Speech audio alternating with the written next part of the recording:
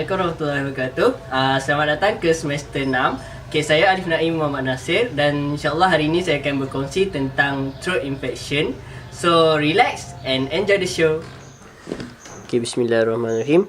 So, the throat infection. Firstly, apa yang kita perlu tahu tentang throat infection lecture is the clinical manifestation, complication, lab diagnosis dengan dia punya treatment. Okay, so as a whole, the definition of throat infection is the illness caused by an acute infection which involve the upper respiratory tract, nose, sinus, pharynx or larynx. So kita classifykan etiologi dia into viral dengan bacterial causes. Okay, so the viral kita ada rhinovirus, influenza, parainfluenza, RSV ataupun respiratory syncytial virus, enterovirus and Epstein-Barr virus. Next, bacterial etiology.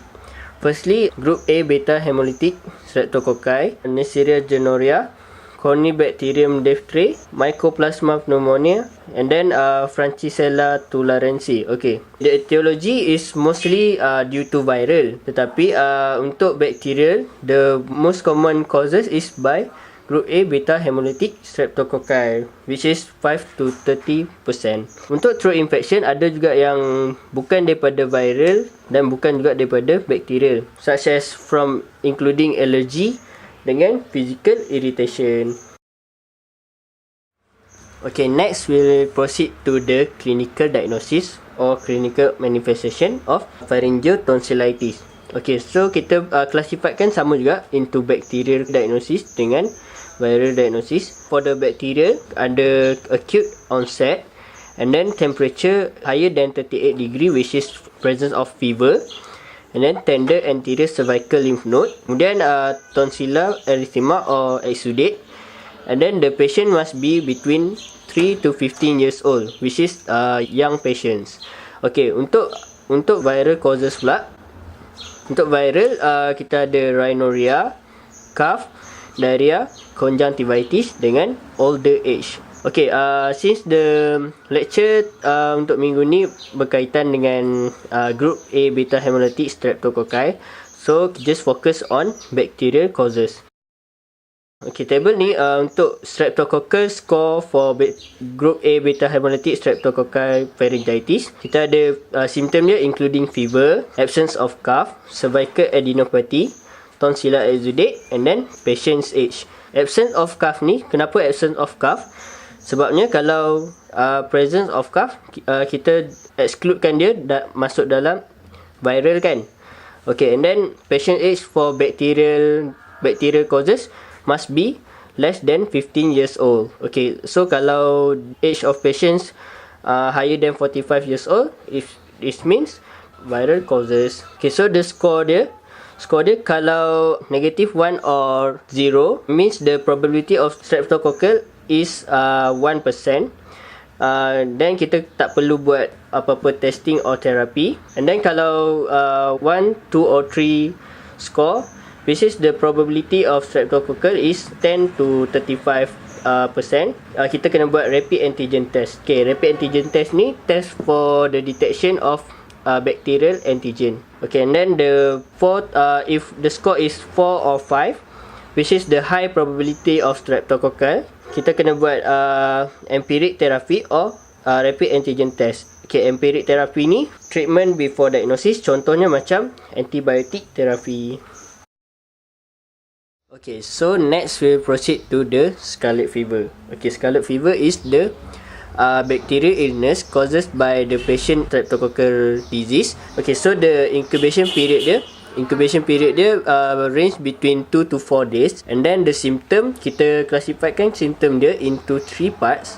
Firstly is early symptoms, or the medical term is prodrome, and then the enanthem, and then the exanthem. Okay, the early symptoms including fever, vomiting, sore throat, abdominal pain and chills, means badan dia feel cold. Okay, the enanthem including the red pharynx dia kelihatan macam merah, and then tonsillitis, palatal petechiae, which is the petechiae dekat bahagian palate, and then white strawberry progress into red strawberry tongue.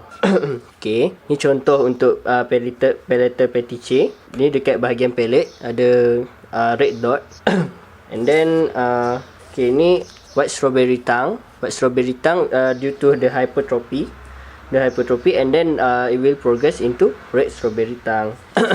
Done with the enanthum. Oh, before that, enanthum is the eruption of the mucous membrane, means the eruption of the mucous membrane. Okay, so we proceed to the exanthum. Okay, the exanthum is widespread rash.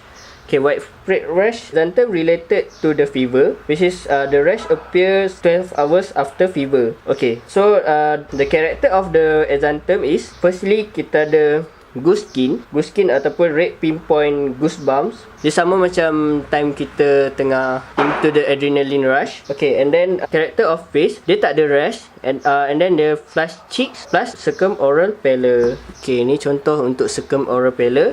Okay, kita tengok dia punya cheek is flushing, and then the circumoral pallor. Exanthum will spread into the neck, axilla and groin in 1 or 2 days. And then lastly kita ada desquamation of trunk. Desquamation of trunk and limbs ni occurs after 7 days. Okay, so the diagnostic features of the scarlet fever is, firstly kita ada tonsillitis, circumoral pallor dengan pastel sign. Okay, pastel signs ni maksudnya infectious red, pink or red transverse line at the bend of elbow. Maksudnya dekat celah-celah elbow, wrist or inguinal region after desquamation. Okay, ni contoh the desquamation on hand. Lepas 7 hari desquamation of hands, it will lead to pastel sign. Okay, next we'll proceed to the complication of group A streptococcal pharyngitis. Okay, complication ni kita divide into 2, which is early dengan late sequelae. Okay, early complication ni, okay, dia ada otitis media, pneumonia, and then peritonsillar abscess. Okay, and then the late sequelae. Okay, the late sequelae is including acute rheumatic fever dengan acute glomerular nephritis. Okay, for the features of acute rheumatic fever, includekan dia into Jones criteria, which is ada major dengan minor. Untuk major ada carditis, polyarthritis, erythema marginatum, and then subcutaneous nodules. Okay, subcutaneous nodule yang ada ash of bodies, and then the syndrome chorea. Syndrome chorea ni due to vitus dens. Next, for the acute glomerular nephritis. Okay, acute glomerular nephritis ni due to the type 3 hypersensitivity. Okay, dia punya features of acute glomerular nephritis ni including puffy face. Okay, ni gambar untuk puffy face. And then dekat heart ada hypertension, and then urinate less, but the urine is smoky urine. Kemudian dia ada pitting edema, and then low back pain. Kemudian dia ada loss of appetite. So the laboratory diagnosis dia including complete blood count and white blood cell morphology. Okay, untuk white blood cell morphology terbahagikan dia into neutrophilia, lymphocytosis dengan atypical lymphocyte. Okay, untuk laboratory diagnosis, okay, firstly kita kena buat complete blood count and white blood cell morphology. Contohnya there will be neutrophilia in bacterial infection, lymphocytosis in viral infection, and then atypical lymphocyte in Epstein-Barr virus infection. Okay, atypical lymphocyte ni it is the lymphocyte yang dia punya diameter is larger than 30 micrometer. Untuk further laboratory diagnosis, okay, kalau bacterial infection, kita ada throat culture dengan rapid antigen detection test. Okay, throat culture is imperfect gold standard for group A streptococcal isolation because there are other flora yang located dekat throat tu. Okay, tapi throat culture is more accurate than rapid antigen detection test. Okay, throat culture ni requires 1 or 2 days. And then next is rapid antigen detection test. Okay, rapid antigen detection test ni is highly specific tapi low sensitive. Maksudnya dia bacteria tapi dia more specific in detecting something. Okay, so next is viral culture. Okay, for the viral cases, kita ada viral culture and PCR ataupun polymerase chain reaction. Okay, viral culture are slow and expensive, tapi polymerase chain reaction is more rapid and maybe useful in some situation. Okay, lastly for the Epstein-Barr viral infection, kita guna Epstein-Barr viral serology to detect the antibody of streptococcal. For the treatment, okay, kita ada 3 type of treatment. Firstly, of course, antibiotics, and then symptomatic, and then surgical. Okay, for the antibiotics, okay, firstly, kita boleh guna either penicillin V for 250mg 2 kali sehari untuk 10 hari, ataupun oral amoxicillin 250mg 3 kali sehari untuk 10 hari. Okay, and then for the intramuscular Byzantine penicillin ni kita choose either less than 27 kg or more than 27 kg for 5-year-old kids. Okay, kalau kurang daripada 27 kilogram, kita guna 600,000 international unit, and then kalau lebih daripada 27 kilogram child, kita guna 1.2 million international unit. Okay, for the allergic patient, kita boleh guna either erythromycin 40mg per kilogram per day for 10 days, ataupun azithromycin for 10mg per kilogram per day for 5 days. Okay, and then lastly is the clindamycin. Clindamycin ni untuk prevent streptococcal carrier. Okay, dia punya dosage dia 20mg per kilogram per day divided into 3 dose. Maksudnya kita 20mg ni kita bahagi dengan 3.